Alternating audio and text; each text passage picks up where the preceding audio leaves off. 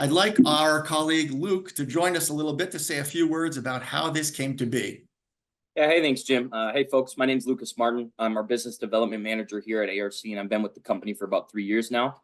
We're going to show you some data around sustainability programs currently being implemented, some successes, but also where are some of these asset owners facing some of these challenges with the programs? And also, you guys are probably wondering, where's the data coming from? Well, what started as a much smaller research project quickly ballooned into a rather large effort from our entire energy team here at ARC.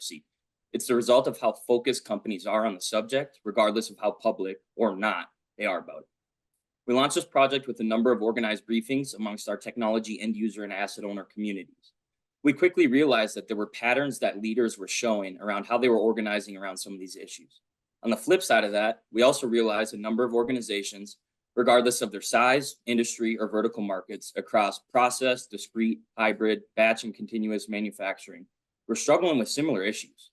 We broke this playbook into 3 modules, which can be purchased individually or in a bundle of 3.